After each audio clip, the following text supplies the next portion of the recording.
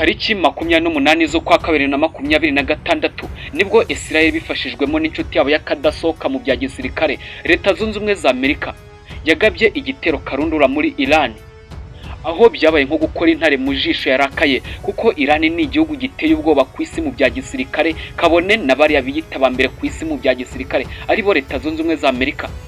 Ubwo ni kwa Donald Trump. Mu mwanya muto nko guhumbya, Iran yahise yohereza ibisasu karundura mu bihugu bigiye bitandukanye harimo Israel, Bahrain, Saudi Arabia ndetse na Qatar, kuko ibi ni ibihugu bizwi yuko bikorana n'igihugu cya Leta Zunze Ubumwe za Amerika mu bya gisirikare. Ubwo sasa intambara yari yahise itangira hagati ya Iran na Leta Zunze Ubumwe za Amerika. Iyi si turimo uyu munsi irimo amarushanwa akomeye hagati y'ibihugu mu rwego rw'umutekano. Ibihugu byinshi bishora amamiliyari menshi y'amadolari mu bya gisirikare, bigashora imari mu basirikare benshi, intwaro zigezweho ndetse n'intwaro kirimbuzi.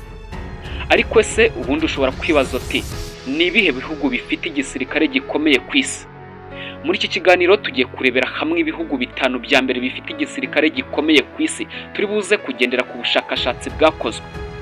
Ubu bushakashatsi bwakozwe hagendeye ku mubare w'abasirikare b'ibihugu bifite, amafaranga bishora mu gisirikare ndetse n'intwaro za kirimbuzi bifite.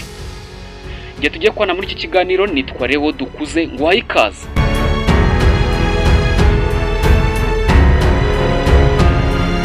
Duhereye ku mwanya wa gatanu tuhasanga igihugu gikomeye cyane ku isi, iki ni igihugu cy'Ubwongereza cyangwa United Kingdom.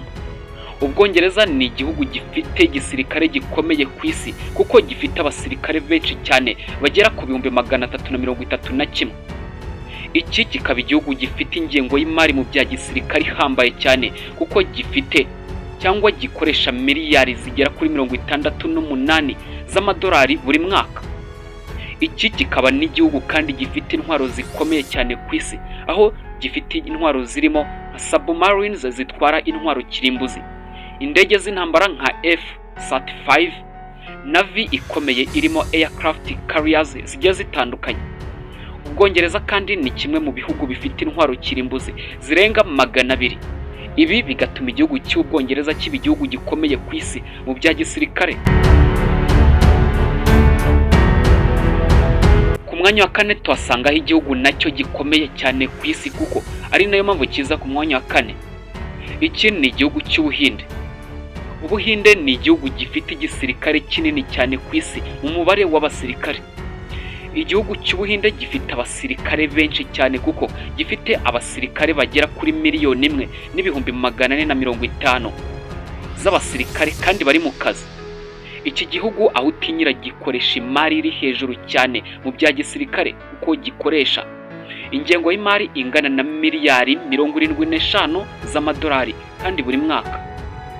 Iki gihugu gifite intwaro zikomeye cyane harimo nka missiles za nuclear ndetse n'indege z'intambara, kandi izi ndege zikaba ari indege ziteye ubwoba ku rugamba. Ubuhinde bufite kandi intwaro kirimbuzi zirenga 160. Ibi bikaba ari nayo mpamvu tubona Ubuhinde ko buri ku mwanya wa kane mu gisirikare cyangwa mu bya gisirikare. Twagiye ku mwanya wa gatatu.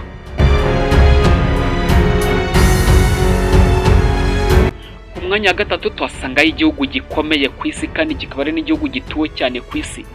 Iki ni igihugu cy'Ubushinwa. Igihugu cy'Ubushinwa ni igihugu gifite igisirikare kinini ku isi mu mubare w'abasirikare, kuko iki ari igihugu gifite abasirikare barenga 2,000,000. Ingengo y'imari iki gihugu gikoresha ni ingengo y'imari ihanitse cyane, kuko gikoresha miliyari zigera kuri 266 kandi ku mwaka. Iki kikaba igihugu gifite intwaro ziremereye zikomeye, aho zirimo intwaro zikomeye zitwa missiles za hypersonic, Navy nini cyane ndetse na drone n'intwaro z'ikoranabuhanga zigezweho. Izi ni intwaro ziremereye cyane, kuko izi drone zizwi ko zirindwa mubi ku rugamba. Ubushinwa bufite intwaro kirimbuzi zirenga 500 kandi burimo kongerwa umubare buri mwaka. Iki ni igihugu gikomeye cyane cy'Ubushinwa mu bya gisirikare nk'uko tumaze kubibona, akaba ari nayo mpamvu tukibona ku mwanya wa gatatu. Twagiye ku mwanya wa kabiri. Ku mwanya wa kabiri tuhasanga igihugu gikomeye ku isi, kikaba ari nacyo gihugu abantu benshi bavuga ko aricyo cya mbere ku isi mu bya gisirikare. Iki ni igihugu cy'Uburusiya. Uburusiya ni kimwe mu bihugu bifite intwaro nyinshi cyane ku isi, cyane cyane izo ku butaka. Iki kikaba n'igihugu gifite abasirikare benshi kuko gifite abasirikare barenga 1 miliyoni kandi bari mu kazi. Ingengo y'imari iki gihugu gikoresha mu bya gisirikare ni ingengo ihanitse cyane kuko gikoresha miliyari zigera kuri 120 z'amadolari kandi buri mwaka.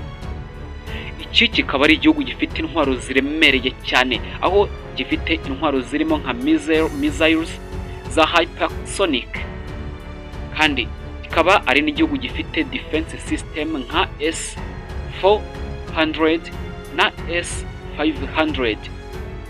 Uburusiya bufite intwaro kirimbuzi zirenga 5,900.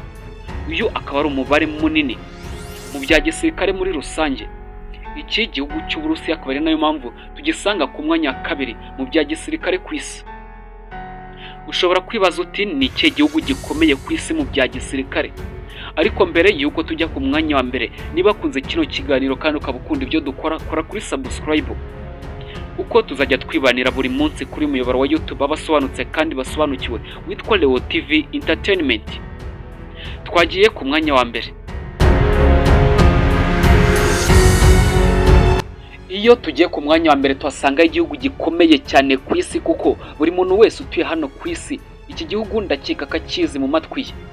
Iki ni igihugu cyitwa Leta Zunze Ubumwe za Amerika cyangwa United States of America. Amerika ni igihugu gifite igisirikare gikomeye kurusha ibindi byose ku isi kuko ari igihugu gifite abasirikare barenga 2 miliyoni. Iki kikaba ari n'igihugu gikoresha ingengo y'imari ihanitse cyane kuko gikoresha miliyari 860. Miliyari 860 mu bya gisirikare. Izi zikaba ari miliyari nyinshi cyane, kandi izi miliyari kikaba kizikoresha ku mwaka.